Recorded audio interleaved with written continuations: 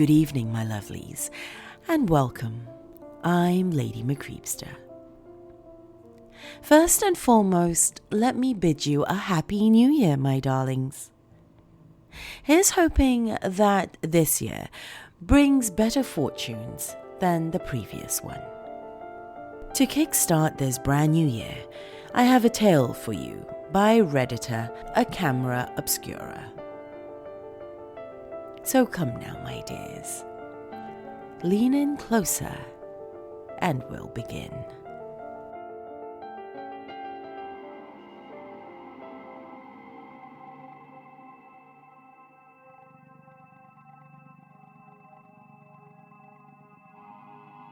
My mom was an incredible woman.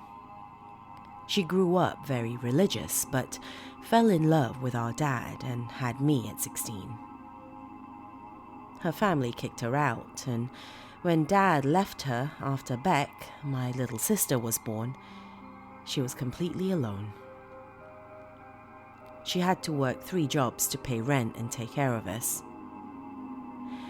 We moved around a lot and didn't have any close friends, but she never let that defeat her. She had a heart so kind and gentle. She was always full of hope and optimism, and we would never see a frown on her face no matter how bad our financial situation was. She was amazingly strong all her life. She was the rock in our ocean of despair and self-pity. She would always make the best out of anything that happened. When our water got cut off for 1 year, she made up a song with the squeaking sound the sink made and got us kids to play instruments by banging on the rusty pots and pans. It made an absolute ruckus. The downstairs neighbors banged on the ceiling with a broom and we collapsed laughing on the floor.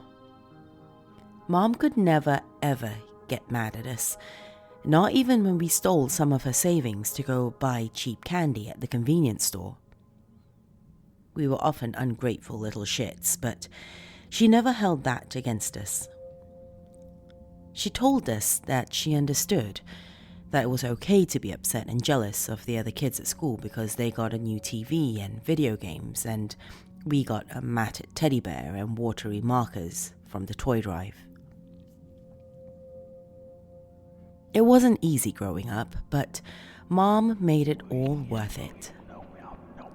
She saved up our whole childhood from every paycheck and encouraged us to make a lot of effort in school. So with the scholarships, she was able to send us both to fairly good colleges. I graduated 2 years ago and got a job in the field very soon after, and with the earnings from my student job, I was able to get Mom a better apartment, close to the one that I had to share with Beck, who was in her last year of school, and my cat Luna. It's small but cozy, and Beck decorated it with lots of plants and trinkets she found at the thrift store. She's very good at that type of stuff. We all remained close as a family, seeing each other every day. It was the best of times. That was until a few months ago. One morning I got a call at work from a panicked, crying Beck, urging for me to come home. I got back a few minutes later to a team of paramedics carrying Mom out of her apartment on a stretcher, unconscious. Turns out, Beck had gone to hang out with her on her day off and found Mom lying on the floor of her bathroom. She had suffered from a heart attack. My sister and I held her hands in the ambulance and waited sobbing in each other's arms outside of Mom's hospital room until a doctor came to tell us the news. Mom died that day. We were devastated. It was so unfair. She was so young and had been in perfect health her whole life. There was no history of heart disease in her family. The months following the accident passed and merged into each other in a blur. Beck and I couldn't concentrate on anything. We couldn't sleep and barely talked because any mention of Mom would make us go back to crying for hours until exhaustion. We didn't understand how this could happen. We grew numb. We were zombies, barely going through the day. We didn't see the point of a funeral, since it had been only the three of us our whole lives, but Mom wrote in her will that she wanted a church ceremony and to be buried in the cemetery next to it. Beck was furious, the first emotion she had shown in weeks. She said that religion was the reason that Mom lived miserably, and that if God really existed, he would have protected her and never have been this cruel. When the day of the funeral came and Mom's parents showed up crying at the ceremony, I had to physically restrain Beck from punching Grandpa in the face and tearing up Grandma's fancy little black satin hat. We sat on an uncomfortable bench at the back of the church and watched them pray and sing in sync with the priest. At the burial, Grandma fell on her knees in front of the tomb, and I saw Beck's eyes burn with anger. The priest said a few words again, and we both put a lily, Mom's favorite flower, and a picture of the three of us at Christmas last year on the casket before it was hauled into the ground. That way, a part of us would remain with her. The tears came again when it was time to say our final goodbye. Our eyes leaking like an open faucet. We sat in silence in the car on the way back home, lost in our own thoughts, someone so obviously missing from the back seat. I felt like a hole had been carved out of my soul. Out of the blue, my sister exclaimed, "Did you see how much makeup that old hag was wearing? It was caked on so much she could open a full bakery. And her acting skills? Oscar-worthy. I hope Mom comes back to haunt that bitch for the rest of her sad, selfish life." I sat there holding the steering wheel in complete shock until I heard my sister giggle. I looked at her and felt a smile forming until we both broke out in a fit of uncontrolled laughter. I had to pull over on the side of the road or I would have caused an accident. When we were finally able to stop, Beck managed to say, "I'm so sorry. For a while it just felt so good to be angry instead of sad." "I know," I answered. "And I think Mom wouldn't want us to mope like this. She would want us to remember her and smile and dance to music that she loved and laugh at the jokes she used to make. In a way, I think she'll always live through us if we continue to remember her." After a moment, Beck added, "You know, I think she'll always watch over us. Not that I believe in paradise or anything, but I can feel that she's not completely gone." I smiled and nodded and started driving again. After that day, slowly but surely, life started going back to normal for us. Last weekend, we both felt ready to go through Mom's things. We entered her apartment for the first time since the accident. A thin layer of dust had formed, covering the furniture, and the particles danced in the light filtering through the curtains. Taking a deep breath, Beck and I advanced in the hallway up to Mom's room, where she kept most of her belongings. Beck sat down on the bed a while I went to the closet, her blue hair clashing with the burnt orange of the comforter. "It feels really weird to be in here without her, doesn't it?" she asked, a shiver going down her spine. "Yeah, it really does. It's like my brain can't process that we have to empty this place and never come back, I answered. I opened the closet door and started moving the hangers, not truly looking at anything. I wasn't making a lot of progress while Beck had gotten up and was going through Mom's desk, examining each piece of the few jewelry and makeup items held in the drawers, stopping when one of them made a memory resurface.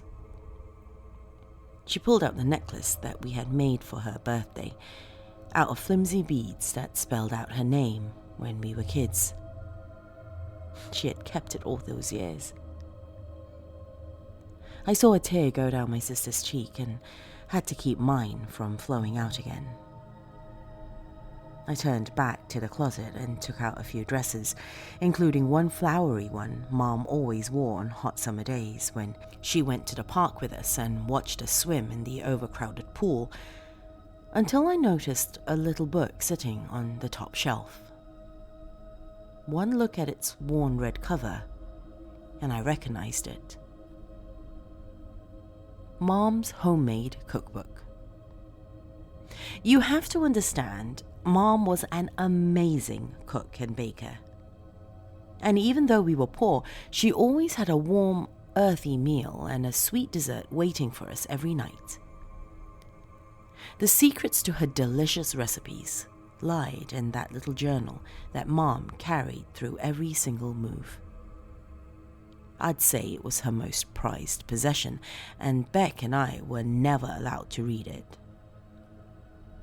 She said she would teach us when we were older and independent, so that we could make those meals ourselves, but she died before being able to do so. My heart started beating faster as I couldn't help but let my childhood excitement crash back into me. I had always wondered what kind of special magic skills that book held. This was the moment of truth.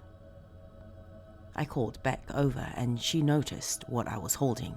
Her eyes went wide. "Is that her famous cookbook?" she asked and walked towards me with visible apprehension. "Is this the time when we finally know how she made cheap food taste so amazing?" she continued. It was true. With the salary Mom had, Beck and I had often wondered how her ingredients always seemed to be of such good quality, especially the meat tasting so rich and expensive. She had never stolen anything, and we had watched her bring home baskets from the food bank, so we figured she really just had been a very talented chef. Finally, I opened the cookbook to the first page, Beck looking over my shoulder. What we found were normal, old-fashioned family recipes. A carbonara spaghetti sauce, roast chicken with buttered mashed potatoes, a beef stew with carrots, Thanksgiving turkey, a baked Christmas ham, a chicken pot pie, a layered chocolate cake, strawberry muffins, bread pudding, nothing remotely special about them. Beck and I looked at each other in confusion and a bit of deception. Until I looked back at the page we were on and noticed a man's name written at the bottom. Jackson, it said. I turned more pages, and weirdly, every single one of them had a name written. Some names even repeating. Thomas, Joe, Morris, Harrison, Lewis, all men's names, one for each recipe. I felt Beck tense up as she too started to understand. See, what I haven't told you is that Mom had a lot of boyfriends when we were growing up. She would come back home some nights, a new man following her into the house. However, they never acknowledged Beck or I. They only had eyes for Mom. They seemed almost hypnotized by her. She was very beautiful, of course, and young, but we didn't like those men coming into our little family and taking Mom's attention. She told us not to worry though, that we would always be more important than anyone else, and to just be polite and eat dinner with her and her new friend. We would then go back to our rooms, do homework and go to sleep, and the man would be gone the next morning. We grew accustomed to this routine, and to thank us for being so nice with her boyfriends, Mom would cook us a special, even more copious meal the next day. So we forgot about the incidences and never asked questions. When we had to move to a new town, Mom would always wait some time before bringing home her boyfriends to the new apartment. And as the cookbook started shaking in my hand, memories of odd moments, like the fact that Mom would come home late sometimes with dirt under her fingers, unkempt hair, or a weird stain on her shirt, that the freezer was always full of meat, and that she sometimes seemed panicked and told us to pack everything because we had to move out that day, started playing out in my mind. Beck gripped my arm and the book dropped to the ground. Mom was an incredible woman who did everything in order to offer us a happy childhood. And even today, nothing will ever change that in my eyes.